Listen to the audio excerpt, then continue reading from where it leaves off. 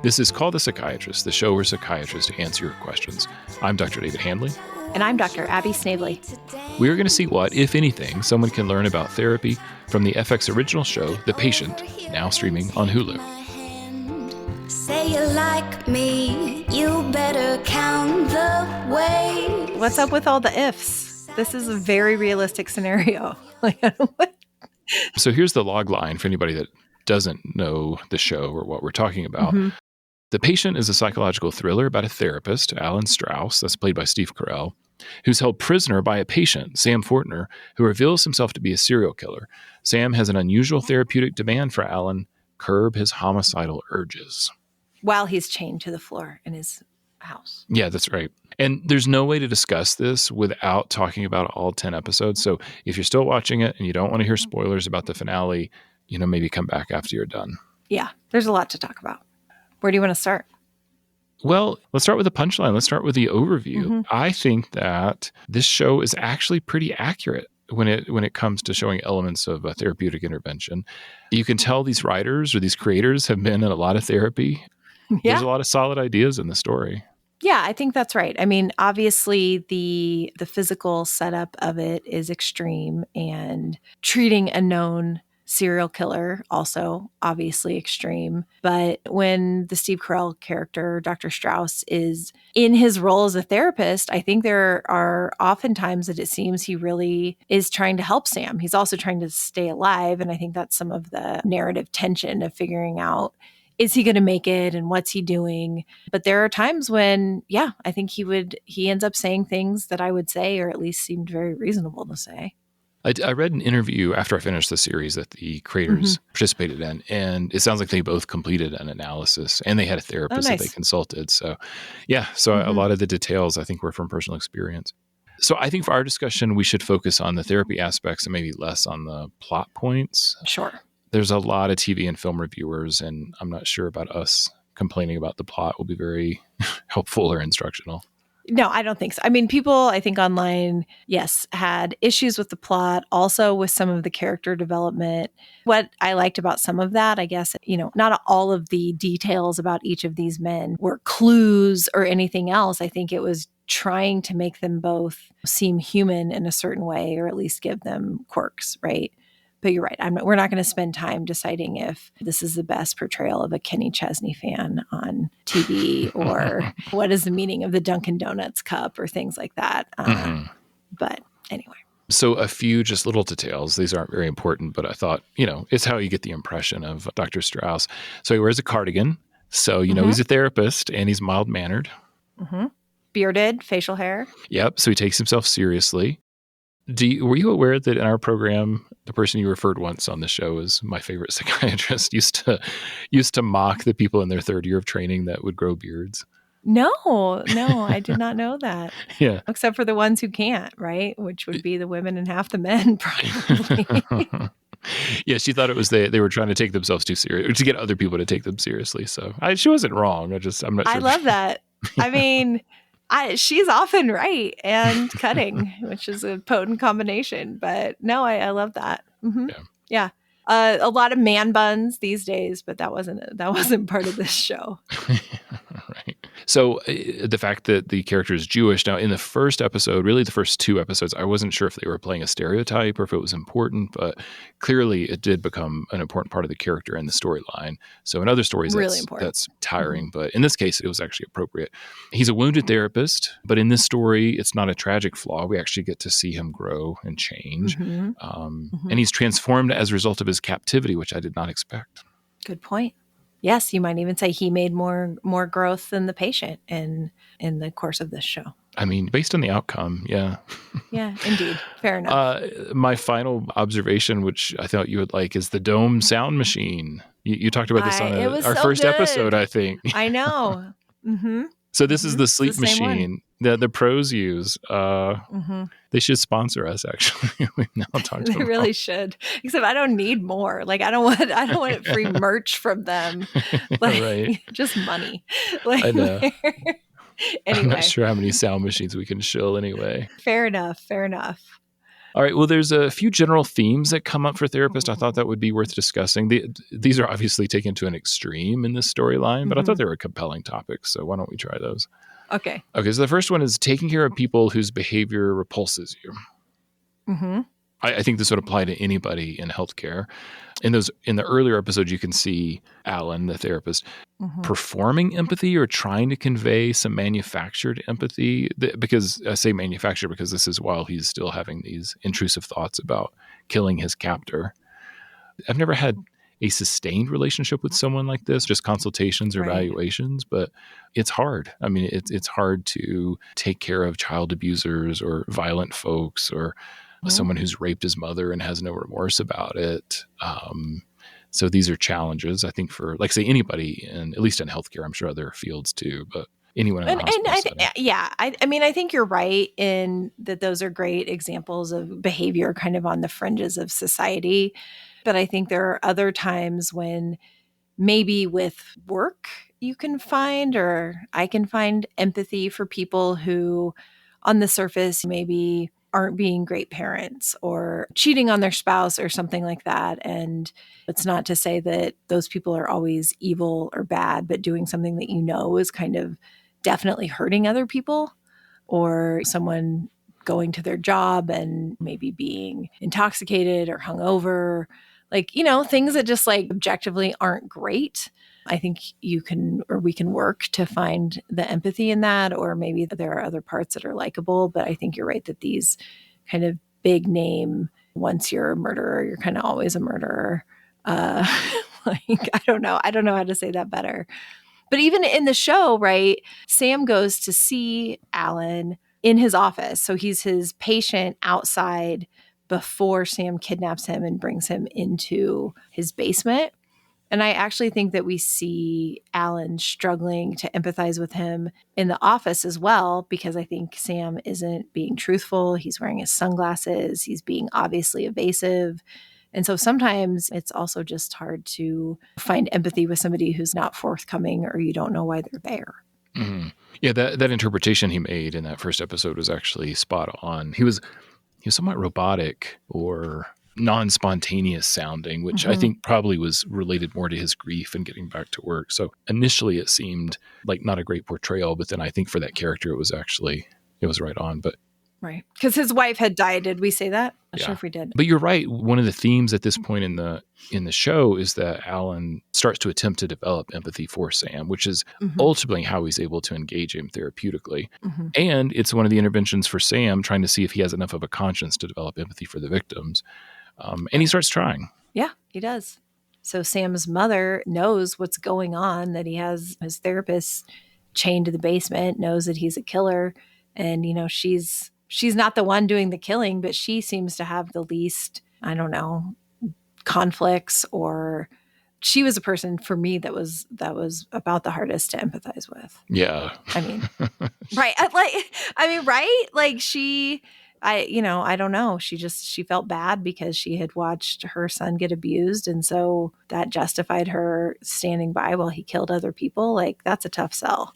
Mm-hmm.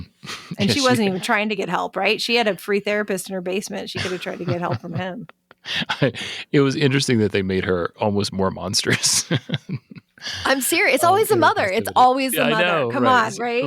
Like, yeah. Yeah. So I guess while we're on that topic, though, I was writing notes while I was watching, and I did write down the interpretation about the fact that, so she failed to protect him as a child. She is complicit in his abuse, and this is her way of somehow undoing that.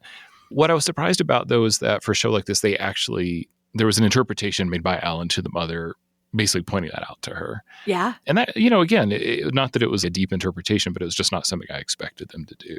So right before he held a weapon explicit to her neck, right? It was like, oh, so you stabbed her in the heart, and now you're going to stab her in the neck?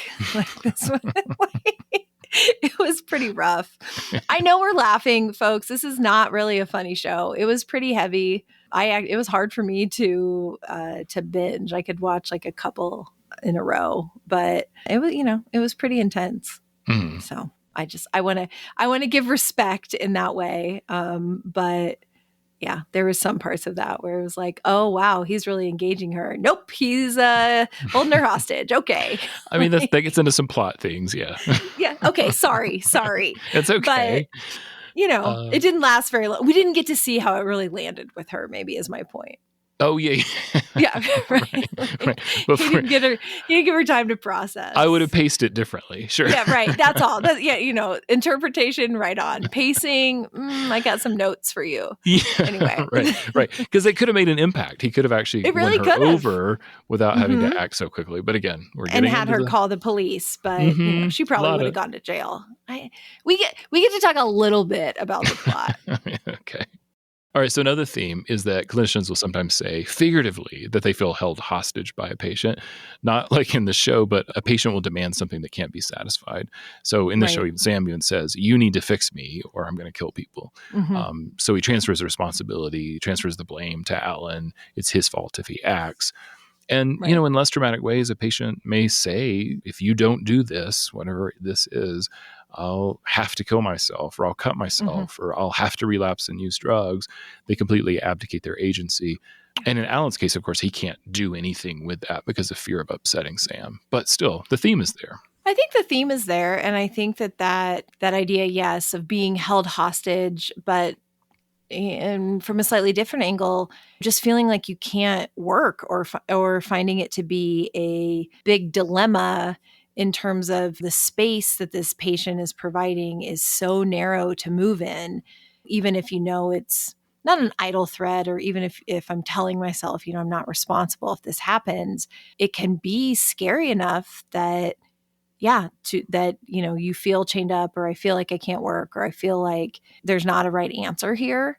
And that I think that maybe that is the part like that I was referring to earlier that I could relate to in terms of obviously not fighting for my life, but feeling really stuck and working really hard internally of what is the right thing to say here to get out of this spot so that maybe we can do some actual work.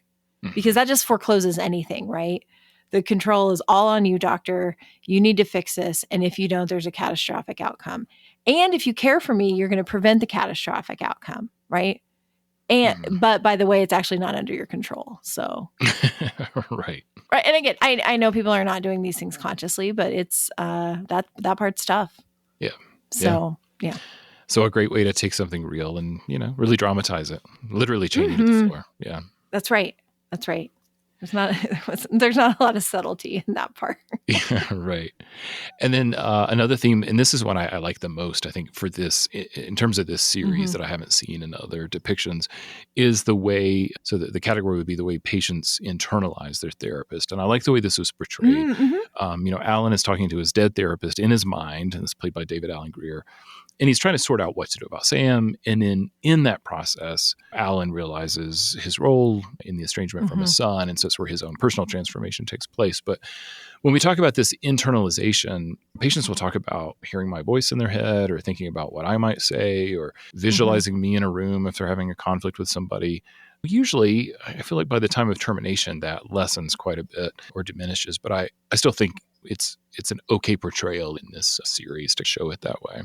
I mean, I thought it was great. And to add to what you said, I think it's not even by the end of a good treatment that part goes away, but that Dr. Hanley actually becomes a part of how they think, right? And that sometimes patients don't even recall that middle phase and they will feel like they did it all their own, or at the very least that they're going to go forward doing it their own and they don't have to call up some image of you to work it out in their mind. Their mind just knows how because, your way of being with them or your way of thinking things through with them has become like such a natural part of who they are. Right. Yeah. They're doing it on their own. But yeah. So the fact that he still visualizes him, would you say he didn't he didn't actually get a successful end to his treatment? Maybe my take is he may have had a successful end to his treatment. I mean, we do know the therapist died, so maybe that was foreclosed the treatment too soon. But I do think that there's also a tradition of supervision, and sometimes the therapist/supervisor role is a little bit blurry. And I could imagine that Alan had a really good termination and a really good treatment, But in this extremely stressful situation, when he really didn't know what to do based on his own instincts and intuition, he had to call up Charlie to work it out, right? So maybe not all the time, maybe not in the rest of his life. He didn't call him up with what to do about everything. But when he's saying, I don't know how to be a therapist, I don't know what to do, Charlie's making suggestions about how he can get out. He's also, you should use the pitcher, meaning, I think that he could break the pitcher and like stab him. Mm-hmm. So I also wondered if he was projecting some of the murderous or angry impulses onto someone in his head because there was nobody else there, right? Like that it still was part of him, but that he could give part of that away to work it out. Yeah. And then before the end, he even says to Charlie, like, I think I'm getting through to Sam. Like, I think this is working, right? I mean, he also got to celebrate with him, which seemed natural and normal as well. Yeah. Well, the excitement that maybe this was going to end better than something had shifted. Yeah, right. And then along the same theme, Sam, we see him start to internalize Alan. I think in that last scene, Sam even hears Alan's voice in his own head in terms of trying to make a decision. So again, just a nice portrayal of that, and not something, I can't recall another movie or a TV show where I've kind of seen this play out like that. Well, and how it was set up, I think also that Charlie got to be an internalized figure, right? I mean, they're in this like beautiful office that maybe kind of looks like heaven or something out the window. Well, in part because he's dead or because they're not together.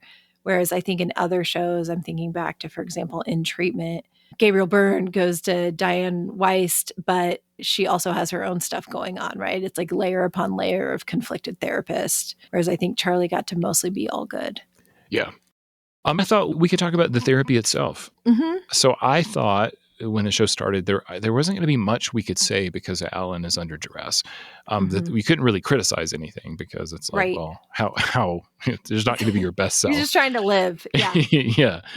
But there's that moment when they introduced the second hostage that was likely to be killed that Alan had to try, or he had to do more. He felt like as if he was going to save the hostage and save himself. And so that's where we start seeing him try to mobilize or test Sam's capacity for empathy. And we've talked about this. We ultimately see Sam try, awkwardly at first, better at the end. He begins to trust Alan. And then in that same lane, we see Alan develop some empathy for Sam. And we can hear this when he's discussing Sam with Charlie. He wonders why more people don't resort to violence given their abuse or something like that. And then he turns to a more traditional approach to treating compulsive behavior, which I thought was pretty accurate. It's just that, compulsions to actually murder people, that's not typical.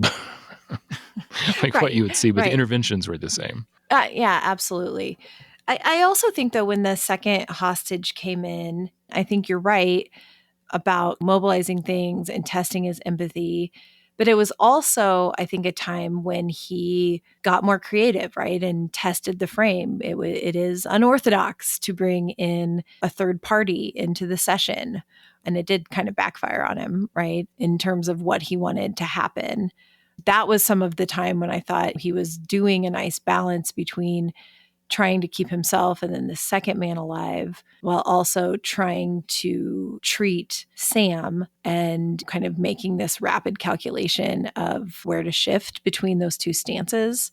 I don't think he could have known better, but it did backfire. And he also used his therapist's judgment because the other hostage was telling him what he thought he should do. He was basically like, you need to attack your patient. We'll overtake him together.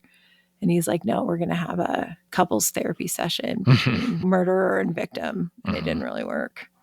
You're right. But which also does seem like couples therapy, right? Like not in the actual murder part, but it's like, oh, I really want you to have empathy for this person. And then they're just like, shut the heck up. Like because I know we don't swear on this podcast, like, shut up. I can't stand them. I want them out of my life. I wish I could kill them, right? Like too much. I don't actually want to hear about their life and their childhood and their hopes and dreams because I hate them. Like that. I don't know. That doesn't seem that far off. Yeah. First rule of couples therapy, though, you don't do a session when there's violence. Yes, absolutely. That's right. Well, you're chained to a floor. Like, what are you going to do? But he had to blend some things. Good point. So as things progress, though, we start seeing more insight-oriented work. So Alan offers Sam an interpretation that, because Sam was saying he was just looking for people to hurt him, that it was less about being offended by the victims or that they deserved it, but that he's mimicking his father's capricious violence. And whether that's accurate or not, he finally gets some emotion from Sam. Like that's kind of what he was going for. And that he actually wants to kill his dad. Mm-hmm. Yeah. Not these other people. And then Sam says, I'll go see my dad. Right. He links his victims to Sam as a child. Yes. And then there's even some transference interpretations. So Sam ultimately cares about Alan, and we see that in the final scene. And then Charlie, the mentor, actually talks about the fact that he has made Alan his new father.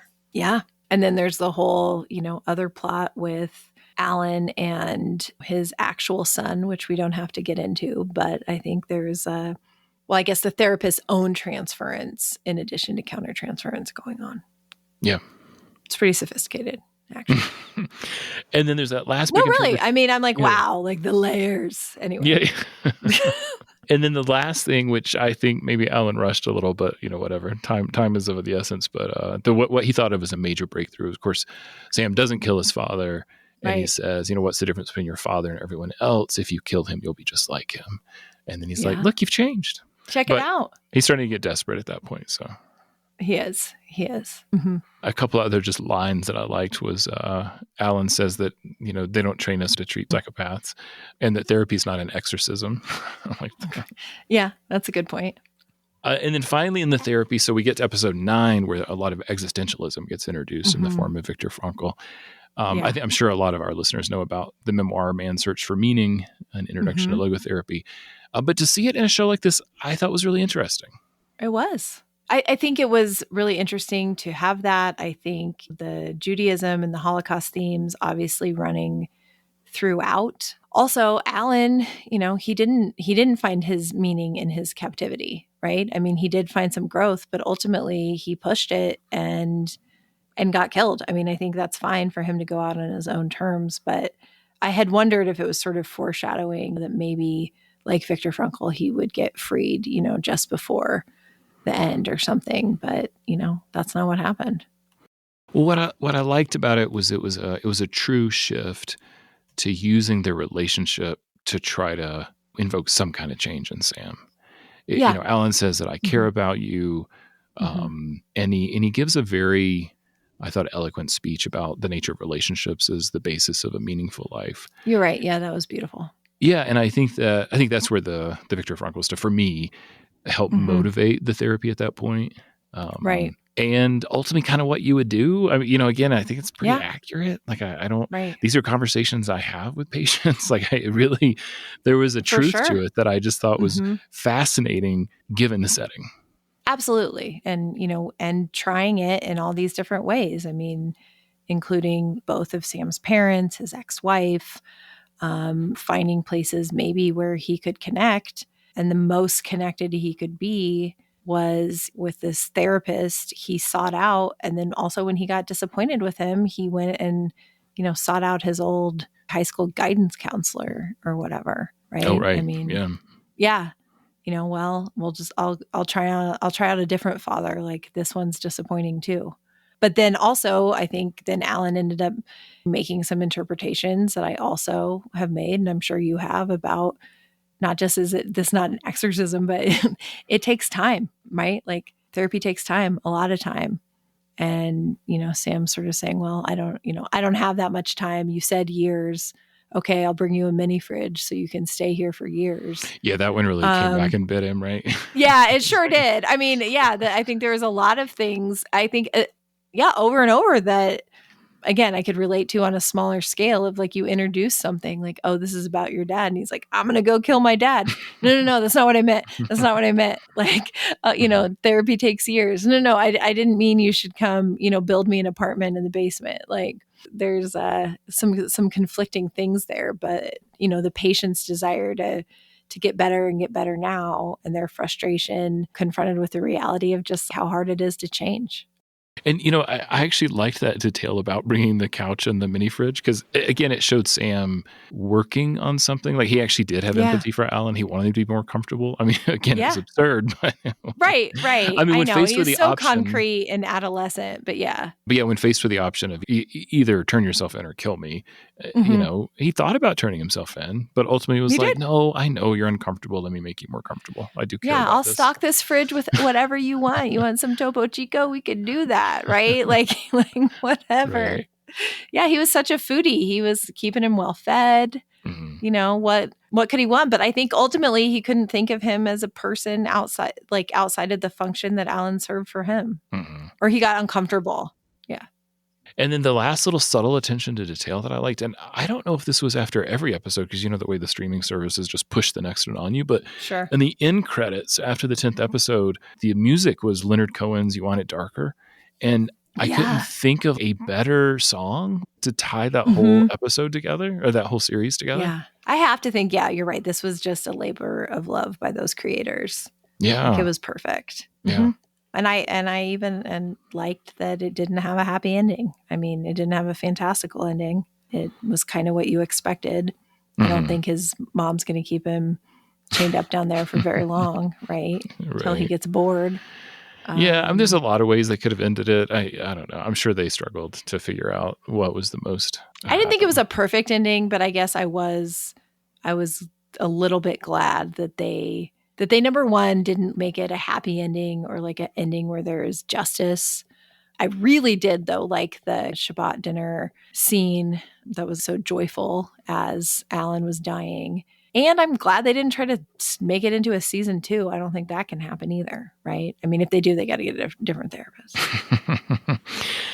Yeah, I'm fine with the ending. Again, it gets into the plot stuff. It's hard for me to imagine that Sam's father, who was almost murdered, doesn't call the police to make sure that guy doesn't come back over to his house. Right. Or that like his boss is killed and his therapist is missing.